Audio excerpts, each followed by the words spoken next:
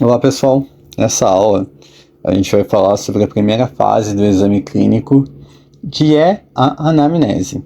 Como é que a gente obtém as informações com o paciente ou com o informante, quais são as perguntas que a gente deve fazer, qual que é a importância de cada etapa e de cada pergunta.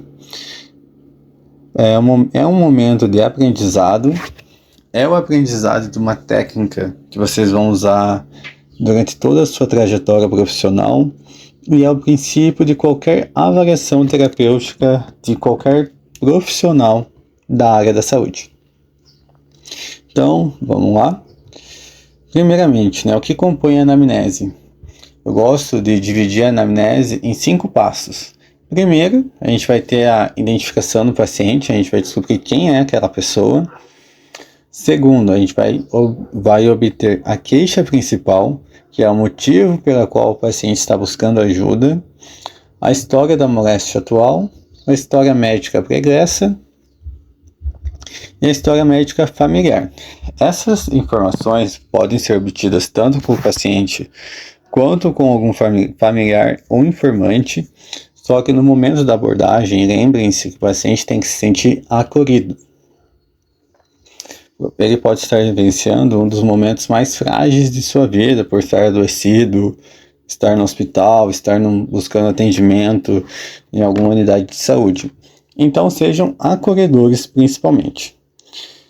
Quando a gente vai iniciar pela identificação do paciente, o que a gente precisa saber? Hoje em dia, com o uso do prontuário eletrônico, a gente já tem muitas dessas informações.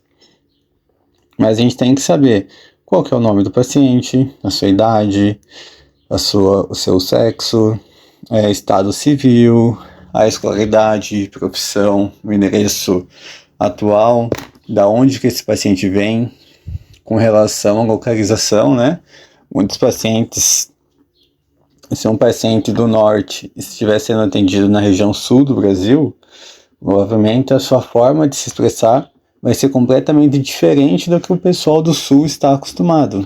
A mesma coisa aconteceria se uma pessoa do sul for passar por um atendimento na região norte, onde as falas, o jeito de falar, o jeito de transmitir a informação vai ser diferente. Com relação ao estado civil também, um idoso de 67 anos que já é viúvo, se der entrada por uma fratura de fêmur, vai ser uma condição diferente de um adulto de 45 anos, que é um trabalhador de construção civil que tem uma fratura de fêmur. Os dois casos vão ser graves, mas o desenvolvimento, a forma como acomete a pessoa é diferente e tudo isso a gente consegue notar quando a gente faz uma identificação do paciente. A gente conhece quem é aquela pessoa que a gente está atendendo. A queixa principal, que a gente precisa identificar qual vai ser a queixa e a duração dela. E a queixa principal é o motivo pelo qual o paciente está buscando ajuda. É a primeira pista que vai nos guiar na investigação de sintomas, de doenças ou de desconfortos. Nesse momento é importante a gente saber as palavras do paciente. Não tentar fechar diagnóstico ou deduzir o que é o caso. Apenas prestar atenção no que o paciente está falando, em como ele está se expressando. E a queixa principal tem que ser obtida junto com a sua duração. Como eu deixei os exemplos aqui. Uma dor de cabeça, há 3 dias, estou vomitando desde ontem à noite, meu peito está doendo desde que acordei. Após essa parte, a gente vai para a história da moléstia atual, que é o relato sobre o início, desenvolvimento e as características dos sintomas e sinais atuais do paciente. Aqui a gente vai pegar a progressão da doença para entender melhor o quadro clínico do paciente. Aqui eu deixei para vocês os tópicos junto com algumas sugestões de perguntas para vocês conseguirem abordar isso com o paciente. Por exemplo, com relação à cronologia, a gente precisa saber quando que iniciou, qual que é a duração, como é que tem sido a evolução. Uma das perguntas que a gente pode fazer é: quando o senhor percebeu os primeiros sintomas? como foi o início desses sintomas, como é que tem sido a evolução desde então, com relação à localização corporal. Onde exatamente você sente os sintomas? Os sintomas se limitam a uma área específica, os sintomas se irradiam para outras partes do corpo. Com relação à qualidade, né, qual que é a sensação, qual que é o aspecto físico daquele fenômeno. Você pode perguntar como ele descreveria a sensação do que está experimentando. Em alguns casos, um paciente que está com dor de cabeça, ele sabe que ele está com uma dor de cabeça, só que ele não traz no relato se aquela dor de cabeça é como se ela estivesse doendo de fora para dentro ou de dentro para fora. Isso é uma condição que a gente consegue distinguir uma enxaqueca ou uma lesão.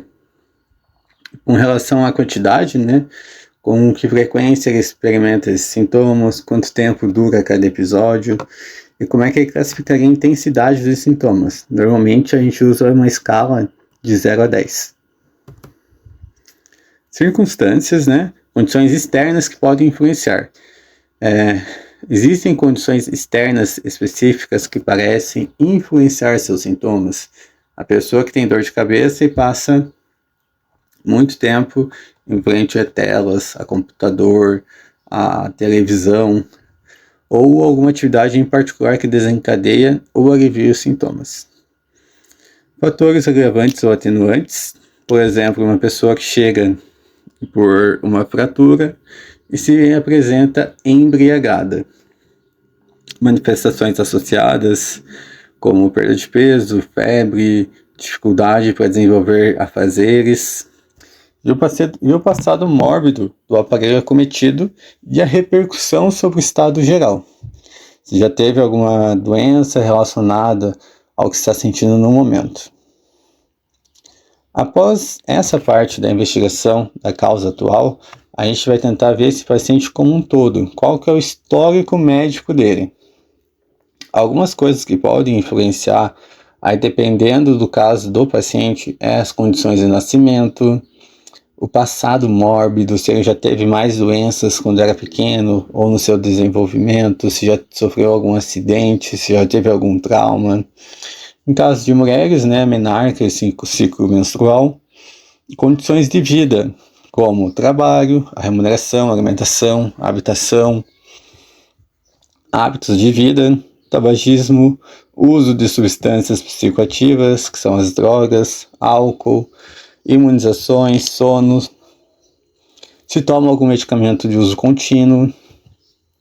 Algumas perguntas que podem auxiliar vocês a fazer essa investigação.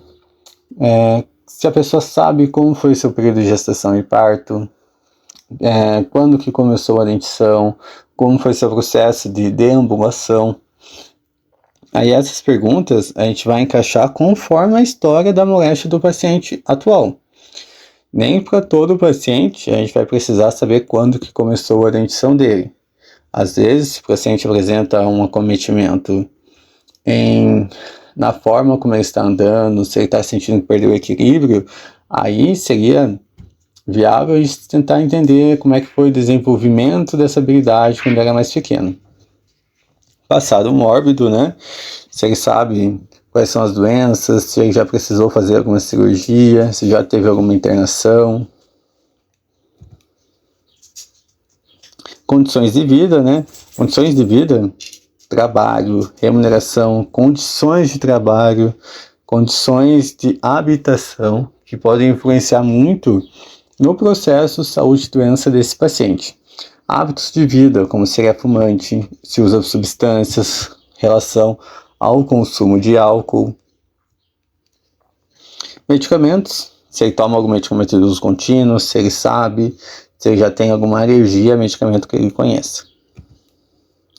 E a história familiar, que é o estado de saúde e condições de vida dos familiares, que seriam pais, irmãos, cônjuges, filhos, avós.